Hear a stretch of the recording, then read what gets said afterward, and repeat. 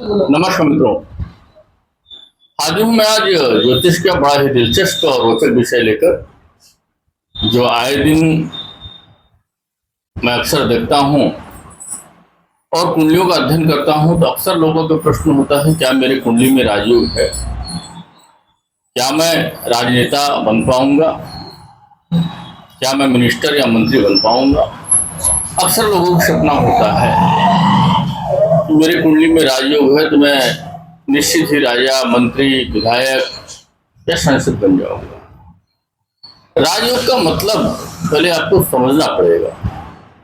राजयोग का सीधा सा अर्थ है कि जिस क्षेत्र में आप काम कर रहे हैं उस क्षेत्र में एक अलग विशेष पहचान बनना भी राजयोग ही माना जाता है। राजयोग का नाम सुनते ही सब मंत्री, मिनिस्टर बनने का सपना देखने लगते हैं।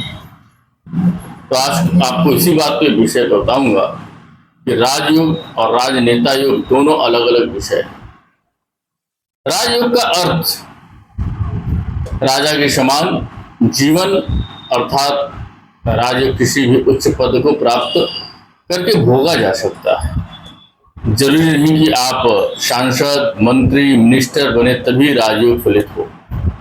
एक छोटे से उदाहरण से अगर समझा जाए, अगर कुंडली में राजयोग है तो आप किसी भी उच्च पद को प्राप्त करके भोग सकते हैं, चाहे खेल के क्षेत्र में हो,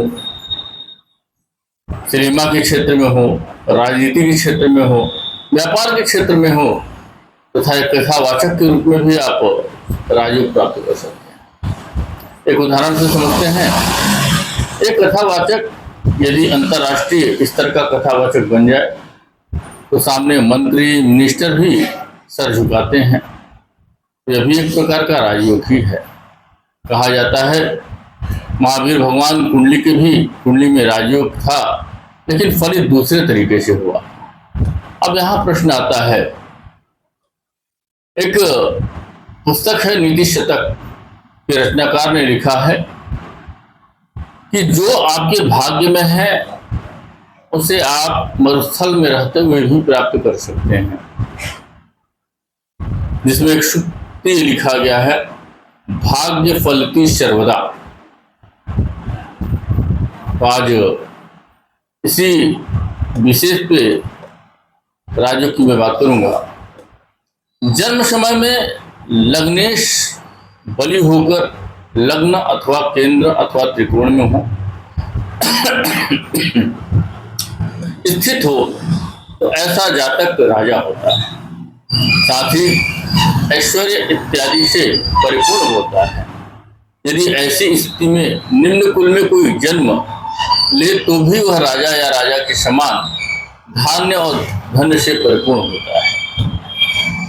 अगले कड़ी में जन्म काल में चंद्रमा सूर्य को देखे, बुध चंद्रमा को देखे, तो ऐसी स्थिति में भी इस योग में भी जातक राजा ही होता है।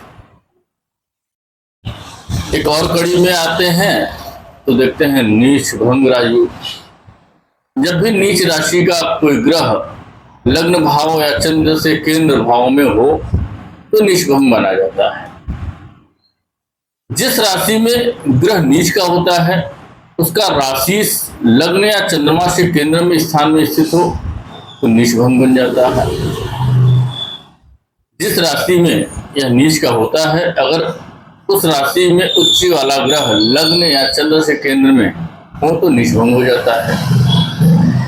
जिस राशि में ग्रह नीच का होता है उस राशि के स्वामी की नीच ग्रह पर दृष्टि हो, जैसे बुध मीन राशि में हो और उस पर यदि मीन राशि के स्वामी गुरु दृष्टि हो जाए तब भी नीच भंग राजयोग हो जाएगा।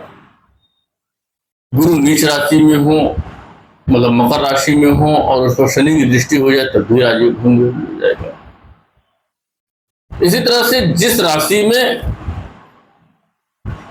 ग्रह नीच का होता है उस राशि का स्वामी जिस राशि में उच्च का होता है उस राशि का स्वामी परस्पर केंद्र स्थान में हो जाए तो नीच भंग राजयोग बन जाता है। विपरीत राजयोग जब कुंडली में त्रिक भाव, तीसरे भाव, छठे भाव, आठवें भाव या 12वें भाव का स्वामी आपस में संबंध बना ले या स्थान परिवर्तन कर ले, या छठे का स्वामी अष्टम में, अष्टम का स्वामी द्वादश में, द्वादश का स्वामी छठे में या तीसरे का स्वामी छठे में, तो ऐसी स्थिति में विपरीत राजयोग बनता है। ऐसा व्यक्ति विपरीत परिस्थितियों में अपने आप को संभालते हुए और विपरीत परिस्थितियों से लड़ते हुए राजयोग बनाता है और एक उच्च स्थान प्राप्त कर लेता है। अब आते हैं गजकेसरी योग। गजकेसरी योग भी एक राजयोग ही है। यदि मान लीजिए आपके पंचम भाव में गुरु हो और दशम भाव में चंद्रमा आ जाए तो एक बड़ा अच्छा राजयोग है। लग्नेश दशम भाव में हो, दशमेश लग्न में हो, ये भी एक अच्छा राजयोग है। नौमेश लग्न में हो या नौमेश और दशमेश का परस्पर परिवर्तन हो, एक दूसरे से केंद्र में हो या एक दूसरे के साथ बैठे हों, तो यह भी एक अच्छा राजयोग है। इसी तरह से दशम भाव के स्वामी का चतुर्थ भाव के स्वामी के साथ परिवर्तन हो जाए और लग्नेश उच्च का हो या लग्नेश स्वग्रही हो या केंद्र में हो, तब भी एक राजयोग बन जाता है। यदि किसी व्यक्ति के कुंडली में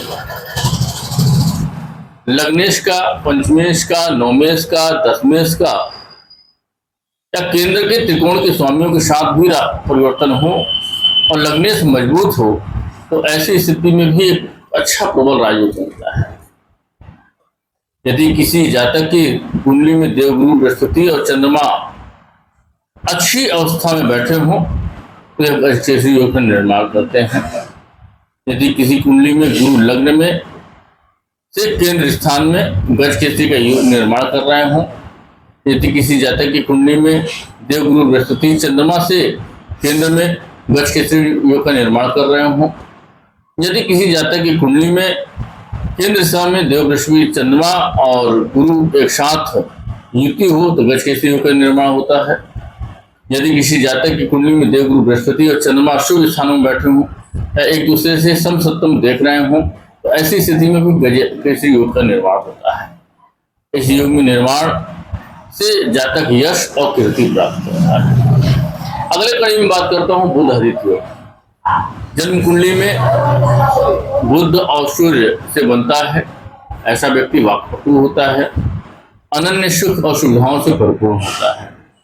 इसके अलावा भी कई राजयोग कारक योग होते हैं जो कुंडलियों में विशेष रूप से दिखाई देते हैं।